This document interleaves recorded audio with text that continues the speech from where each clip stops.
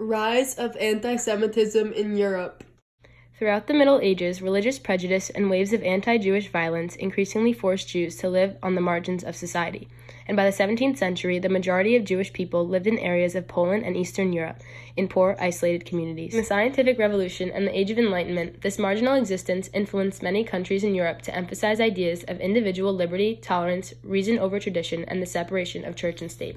This legal transformation became known as Jewish emancipation, and it became a new chapter in Jewish life.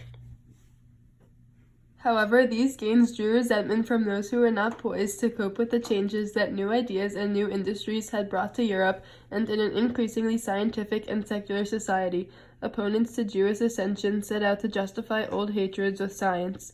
The term anti-Semitism was first popularized by German journalist Wilhelm Marr in 1879 to describe hatred or hostility toward Jews. Around the world, old prejudices were being justified in the name of race, science, and eugenics.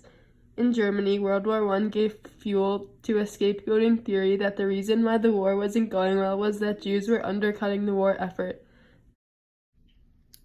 After Germany was defeated in the war, and a great many people felt that their lives were much worse than they were before, Adolf Hitler and the Nazis rose to power on a platform of German nationalism, racial purity, and global expansion. Hitler, like many anti-Semites in Germany, blamed the Jews for the country's defeat in World War I and for the social and economic upheaval that followed. Early on, the Nazis undertook an Aryanization of Germany, in which Jews were dismissed from civil service, Jewish-owned businesses were liquidated, and Jewish professionals, including doctors and lawyers, were stripped of their clients. The Nuremberg Laws of 1935 introduced many anti-Semitic policies and outlined the definition of who was Jewish based on ancestry. Nazi propagandists had swayed the German public into believing that Jews were a separate race. Jews became routine targets of stigmatization and persecution as a result. Conditions for Jews in Nazi Germany became progressively worse as Hitler and the Nazis began to implement their plan to exterminate the Jewish people, which they referred to as the final solution to the Jewish problem. Between 1939 and 1945, the Nazis would use mass killing centers, called concentration camps, to carry out the systematic murder of roughly 6 million European Jews in what would become known as the Holocaust. The wounds of the Holocaust were slow to heal, and the survivors of the camps found it nearly impossible to return home, as in many cases they had lost their families and had been denounced by their non-Jewish neighbors. In an effort to punish the villains of the Holocaust, the Allies held the Nuremberg trials, which brought Nazi atrocities to horrifying light. Increasing pressure on the Allied powers to create a homeland for Jewish survivors of the Holocaust would lead to a mandate for the creation of Israel in 1948.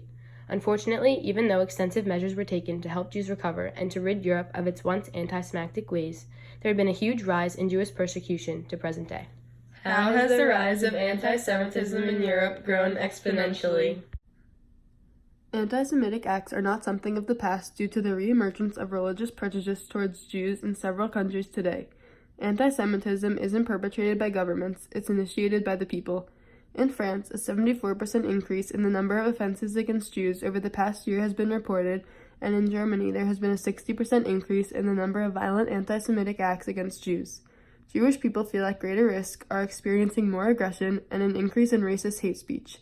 People are even avoiding going to Jewish events for safety concerns. Incidents of anti-Semitism have risen over the past year.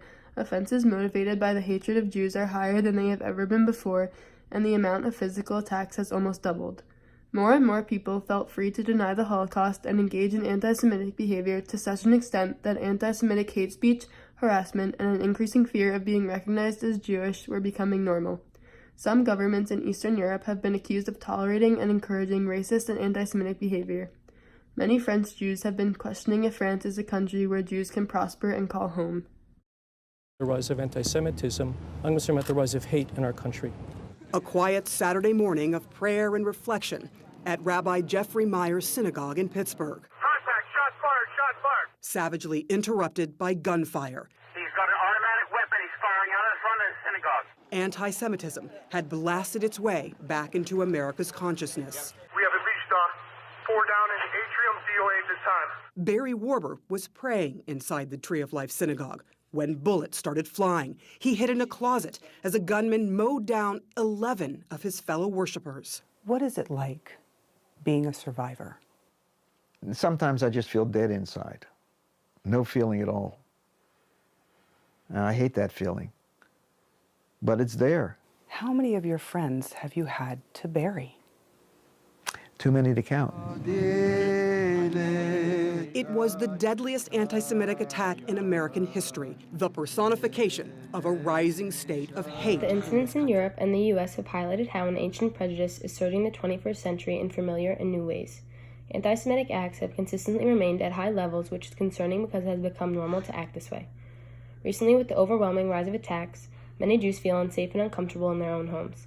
Afraid of being attacked or humiliated, a lot of Jews in France hide their kippahs and jewelry resembling Jewish culture.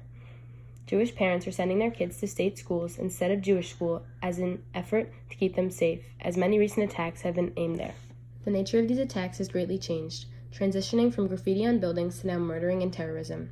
There are swastikas on temples, schools, political signs, and street signs. Cars were set on fire at a Jewish cultural center in Tennessee. Posters were hung up on school campuses meant to instill Nazi ideals in young minds, and 175 tombstones at a Jewish cemetery in Philadelphia were desecrated. Despite many efforts, anti-Semitism still exists and is not going away. More and more Jewish families wonder whether they have a future in France. Memory of the Holocaust is fading across Europe, while anti-Semitism has a solid foothold. According to a poll conducted for CNN in September 2018, more than 40% of the people CNN polled believe anti-Semitism is a growing problem in their countries. This includes 55% of Germans and almost half of French respondents. More than a quarter of Europeans polled think Jewish people have too much influence over finance and business across the world. Anti-Semitism is known as a poison that rots minds. There is a growing toleration of anti-Semitic views that allows anti-Semitic actions and speech to perpetuate like never before. The evidence of rising anti-Semitism in Europe has become impossible to ignore. More and more people are seeing anti-Semitism as either a fairly or very big problem, and the overwhelming upsurge of anti-Semitism will not abate on its own. We need concerted action to reverse it and stop this global issue until it goes any further.